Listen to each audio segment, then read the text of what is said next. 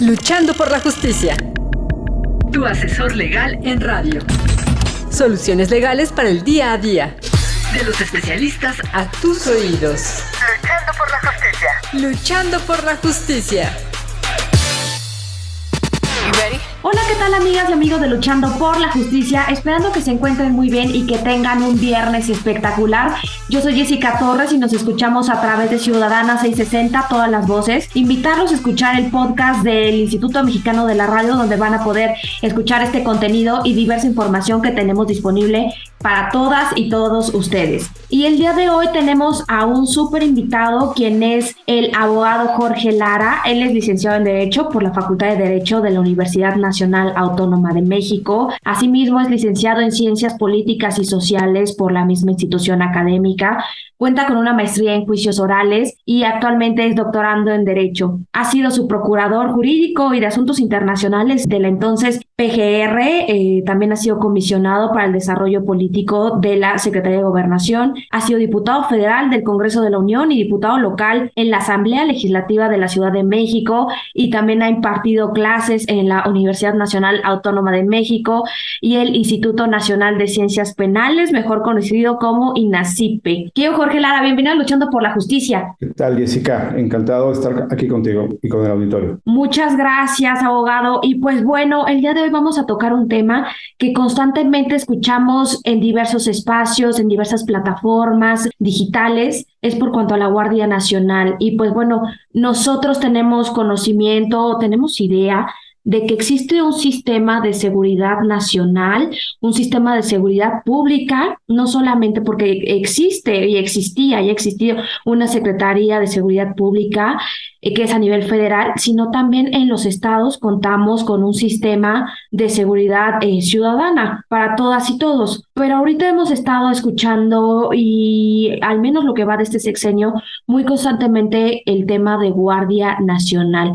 ¿Qué es la Guardia Nacional y cuáles son las diferencias que tienen con el sistema de seguridad que ya existía, no solamente a nivel federal, sino también a nivel local? Bueno, la Guardia Nacional fue planteada al inicio de este gobierno como un proyecto para disponer, para crear un cuerpo policíaco, así hay que decirlo. La Guardia Nacional, en realidad, a pesar de este nombre, Guardia Nacional, que nos remonta quizás a otro tipo de circunstancias, en realidad es una policía federal. En realidad, las labores que hace Guardia Nacional sustantivas son labores de policía, son labores policíacas que se desdoblan en varios tramos. Es importante identificarlos, es importante saber pues que la labor de la policía en general pues es una labor compleja, ¿sí? Es una labor que tiene distintos tramos. En primer lugar, tiene una labor de prevención del delito, ¿sí? O debe tener una labor de prevención de delito. Esto no solamente es pues lo que nos imaginamos o lo que advertimos de manera cotidiana en las calles, en las carreteras del país, porque los vemos pues dando sus patrullajes, ¿verdad? Sus rondines, muchas veces en sus camionetas, en sus vehículos artillados. Esta actividad de rondines y patrullajes, pues es necesaria, pero hay que decirlo, es muy importante entender que esta labor, que sería una labor de proximidad y de disuasión, es quizá lo menos importante de lo que pueda hacer una Guardia Nacional o una policía en cualquiera de los tres niveles. Es una labor casi simbólica, es una labor, si me permiten la expresión, pues tipo espantapájaros, ¿verdad? Aquí está la policía como una forma de generar una disuasión o inhibición a actividades antisociales o a conductas criminales. Pero bueno, pues es parte de la prevención, sin duda, y se tiene que seguir haciendo. Es que en este tema, por ejemplo, me viene a la mente esta pregunta. ¿No estaríamos haciendo una doble función o gastando un doble presupuesto, gastando dobles recursos, no solamente económicos, sino también humanos, para ir en contra de lo que puede ser delictivo, etcétera? Pues sí, es muy importante tu pregunta, puesto que los recursos recursos, como sabemos, son muy limitados en un país como México, que tiene tantas necesidades y los recursos al final del día son limitados. Por eso es tan importante que la toma de decisiones en el diseño institucional sea lo más asertiva y lo más precisa para maximizar los recursos. Entiendo que tu inquietud pues también tiene que ver, por ejemplo, con el despliegue de policías estatales que hacen la misma labor o que deberían de hacer la misma labor, igualmente de policías municipales. Entonces, hay que entender esta necesidad de coordinación que bien señalas. Y decía yo, y quizás esto complementa la posibilidad de responderte, que hay que entender que en materia de prevención, una policía tipo Guardia Nacional tiene que hacer otras funciones mucho más profundas, de mucho mayor calado que el simple hacer rondines o el simple hacer patrullajes, que tiene que ver con la investigación para la prevención, lo que muchas veces se menciona como inteligencia. Es decir, los delitos no se cometen por parte de la criminalidad, especialmente Guardia Nacional tendría que enfocarse a criminalidad del orden federal, incluso delincuencia organizada. No se cometen de un día para otro, si me permites la expresión. Estos grupos criminales que desafortunadamente han golpeado mucho a nuestro país en los últimos años, pues se organizan, realizan sus actividades antisociales, sus actividades criminales, y estas actividades, insisto, no es que se les ocurra de un día para otro, ¿verdad? Cruzar un embarque de droga, realizar un operativo de trata de personas, de migrantes, realizar extorsiones a comerciantes, a particulares. No, estos son actividades, perdón que lo diga, que ellos van planificando, ellos van realizando y se van poniendo de acuerdo, se van distribuyendo las tareas, por eso se llama delincuencia organizada. Entonces aquí es donde una policía como la Guardia Nacional tendría que estar incidiendo, tendría que adelantarse, ¿sí me explico? La inteligencia de la cual tiene el Estado mexicano desde el punto de vista jurídico, legislativo, institucional y operativo, permitiría que la policía de Guardia Nacional se adelante a los criminales, ¿sí? Y que inhiba, ahora sí, con inteligencia, con operativos eficaces, con tiros de precisión, con toda la legalidad del mundo. Incluso muchas de estas actividades, Jessica, pasan por tener control judicial. Es decir, estamos hablando de utilizar los instrumentos del derecho y hacer a un lado esta premisa de la cual ha insistido mucho el señor presidente, pero que con todo respeto considero que está equivocada, de abrazos no balazos. No, nadie quiere balazos, al contrario, lo que queremos es que se aplique la ley, que se apliquen todos los instrumentos de la ley. Te decía yo que estas investigaciones, estos operativos en donde se adelanta la policía al criminal, al grupo criminal, deben de ser realizados incluso con permiso de los jueces. ¿Sí? Órdenes de cateo, órdenes de intervención de las comunicaciones, entrevistas, cateos a las computadoras, etcétera. Entonces, esto, como podemos observar, implica una sofisticación institucional. Ya no solamente es un tema policíaco de pistolas, ¿verdad? O de uniformes o de patrullas, etcétera, sino ya implica un trabajo casi científico, de planeación, estratégico, de mucha inteligencia, de habilitar informantes, de habilitar medios y mecanismos de denuncia, etcétera. En este contexto, y que, bueno, se advierte que necesitaríamos un sistema de investigación más desarrollado y un sistema de coordinación con otras autoridades, ¿realmente contamos con esta infraestructura de colaboración, de sinergia entre las autoridades del Estado mexicano, no solamente por cuanto a lo que sería la Guardia Nacional, sino también por cuanto a las instituciones de seguridad a nivel local, a nivel estatal, a nivel federal, y también en este escenario, ¿qué papel funge los ministerios públicos? Porque nosotros tenemos entendido que quienes están encargados de hacer estos ejercicios de investigación o de un análisis más sofisticado, pues son en ocasiones también las propias fiscalías, ¿no? Entonces, no sé en qué escenario nos encontramos frente a la Guardia Nacional. Sí, eso es una excelente pregunta porque nos lleva a entender que es necesario dinamizar, reactivar algo que en estos años no se ha activado, que es el Sistema Nacional de Seguridad Pública, que es una mesa en la cual están presentes todas las policías del país, no solamente la Guardia Nacional como Policía Federal, sino también las policías estatales, las policías municipales. Hay un intercambio de información. Hace unos años, por ejemplo, estaba Plataforma México, que era una gran base de datos que servía para estos efectos, pues de saber ahora sí que quién era quién en el mundo del riesgo de antisocialidad. Y bueno, pues desafortunadamente muchos de estos temas pues se han ido abandonando o se han ido colapsando. En cualquier parte del mundo, en cualquier país donde estos sistemas funcionan, es indispensable la gestión conjunta, que puede ser coordinación, puede ser solicitud de información, que estén las policías habilitadas, todos los cuerpos de inteligencia. Tenemos, por ejemplo, inteligencia financiera, tenemos, por ejemplo, inteligencia de la seguridad nacional, entre otras cosas, temas que tienen que ver con puertos, con aduanas, etcétera. Y aquí, como tú bien dices, el rol central que tiene el MP, pero el Ministerio Público tiene la función una vez que se comete el delito. Fíjate, lo que hemos platicado hasta ahora tiene que ver con que el delito no se ha cometido aún, ¿sí? O sea, es una labor preventiva. Pero ¿qué pasa cuando se comete el delito? Aquí viene uno de los retos, yo creo, bueno, quizás sea para mí el reto más importante del Estado mexicano hoy en día.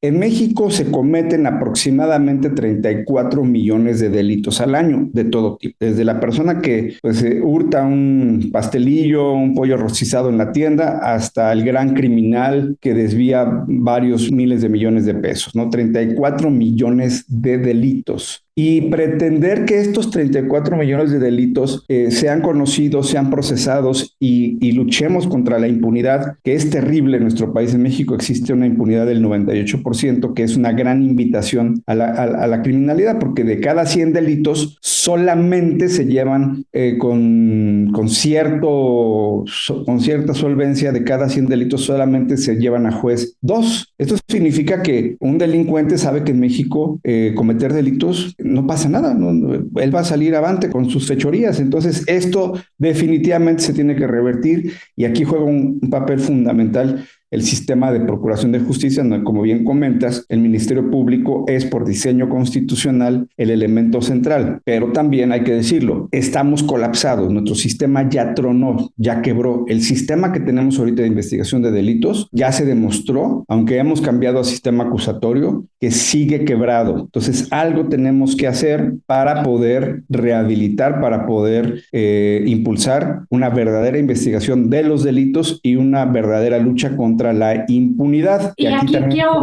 hacerle una pausa porque, bueno, regresando de unos breves minutos, me gustaría que abordáramos este tema, cómo enfrentar la impunidad, cómo garantizar o mejorar este sistema de impartición de justicia, porque el 98% de impunidad es una situación muy delicada y me parece que valdría la pena abordarlo en el siguiente bloque. No le cambien y regresamos en breve en Ciudadana 660, todas las voces del IMER Radio. Luchando por la justicia. Para fortalecer tu conocimiento sobre la forma ordenada y digna de vivir en la sociedad actual.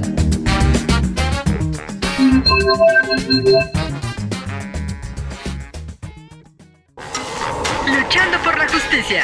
Brinda herramientas educativas para promover la cultura de la legalidad, los derechos humanos y la perspectiva de género. Luchando por la justicia.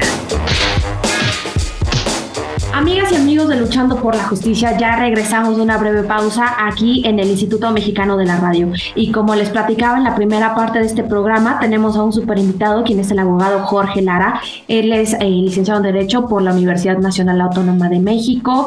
Él les platicaba también que ha sido su procurador jurídico y de asuntos internacionales del entonces PGR y fue diputado federal, así como diputado local en la Asamblea Legislativa de la Ciudad de México y es docente en la Universidad Nacional Autónoma de México y el INACIPE. Y nos está platicando sobre este tema de la Guardia Nacional y en la primera parte de este programa, pues justamente nos platicaba cómo está el sistema policial de investigación, de coordinación a nivel nacional por cuanto a la investigación de determinados delitos y que hablamos de delitos desde los más simples hasta los más elaborados, los más, que implican mayores riesgos, mayores intereses económicos, etcétera.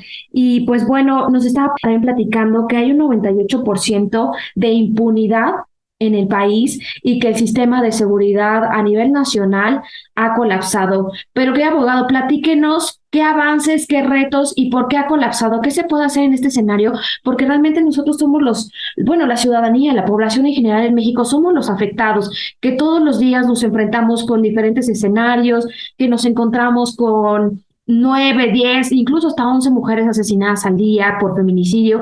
¿Cómo enfrentar este tema de la seguridad y erradicar la impunidad en el país?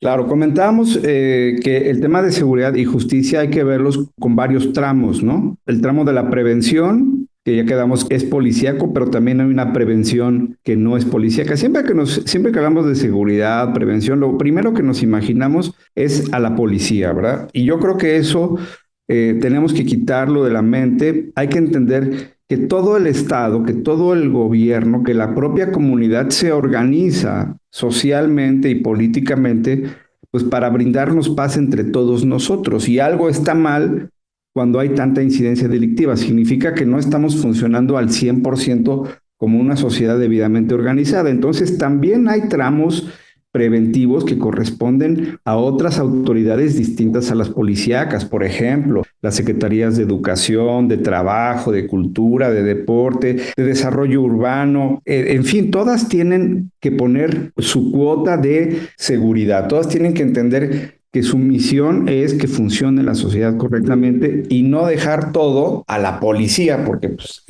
eso es, digamos, absurdo y estamos viendo y viviendo las consecuencias. Ya cuando hablamos de temas policíacos, de seguridad, de prevención, pues también hay que ver pues, que no se están aplicando los mecanismos de inteligencia, no estamos aplicando los mecanismos de investigación para la prevención de los que hablábamos hace un momento. Ya cuando se comete el delito y cuando vemos una tasa de impunidad del 98%, pues es también un factor, como dicen los especialistas, criminógeno, es decir, quien está en la disyuntiva de cometer o no el delito termina decidiéndose por cometerlo porque sabe que no va a haber consecuencias. Y entonces ahí es donde tenemos que hacer una análisis y reflexión profunda de qué estamos haciendo mal como país y qué debemos cambiar conforme a la experiencia de los otros países donde esto funciona de una manera pues, más adecuada, más correcta. Y yo te diría lo siguiente, decíamos hace un ratito, en México se cometen 34 millones de delitos por año. ¿Y cuántos agentes del Ministerio Público existen en el país? Este es un dato bien importante. En México existen 16,000 agentes del Ministerio Público, de los cuales en números redondos 13,000 son del fuero común, es decir, son de las fiscalías de los estados y entidades federativas, y 3,000 son del ámbito federal. Y si hacemos una simple división, pues vamos a ver que es una cantidad enorme en términos cuantitativos de delitos o de casos que le tocaría a cada ministerio público, más de 2,000. Pues es una locura. Eso es imposible que un agente del Ministerio Público atienda y resuelva, ¿verdad? 2,000 casos. Entonces, ¿qué está mal? Yo diría aquí el punto central, medular. Pues, hay muchos, desde luego, es un tema complejo, es un tema que tiene muchas aristas, pero para mí y para muchos colegas, el tema más que podría ser un cambio es darle más capacidades y sobre todo facultades, tanto legales como materiales, a la policía para investigar delitos. A la Guardia Nacional, por ejemplo, que se hagan verdaderamente investigadores de delitos. Porque, ¿qué es lo que está pasando ahorita? El Ministerio Público tiene las famosas carpetas de investigación que, pues, desafortunadamente no han parado de ser más que una versión supuestamente contemporánea de las averiguaciones previas, pero, perdón, lo voy a decir de manera generalizada y no quiero que con esta generalización se califique de manera injusta a todo el contingente ministerial, pero en muchos casos se están haciendo investigaciones solo de papel, investigaciones de oficios, con firma, sello, y con eso se van realizando las investigaciones que terminan con una judicialización, que con esto de la prisión preventiva oficiosa, pues se le está tapando el ojo al macho pensando que estamos haciendo avances y pues no se está investigando. ¿Qué se propone? Que las investigaciones las hagan las policías, que las policías tengan mano en el enfoque estratégico, que las policías digan por dónde hay que investigar y que el Ministerio Público en este tramo de investigación se convierta en su abogado, en el abogado del policía, en el asesor jurídico que le va a decir al policía cómo tiene que hacer sus pruebas para que no sean ilícitas, para que no se excluyan de un juicio. Porque hay que entender que el Ministerio Público va a tener luego una responsabilidad más importante, central, que es cuando ya estamos en el juicio. Todos hemos visto películas en donde vemos cómo el Ministerio Público o el fiscal es el que tiene que convencer a los jueces, ¿verdad?, de las pruebas, de que se cometieron los delitos, de la responsabilidad de los acusados, etcétera. Esa es una responsabilidad muy ardua y esa es la que le toca al Ministerio Público. En la investigación del Ministerio Público no tiene por qué ser el principal. Desafortunadamente, tal parecería que así lo dispone la Constitución. Esto probablemente amerita un ajuste constitucional, pero lo importante, más allá de que se amerite un ajuste constitucional, es que entendamos todos que las policías deben hacer más investigación y el Ministerio Público debe ser más asesor y supervisor jurídico que el rey de la investigación, como hoy parece ser. Y en este punto también quisiera preguntarle, porque constantemente nosotros como ciudadanía en ocasiones encontramos a este cuerpo policial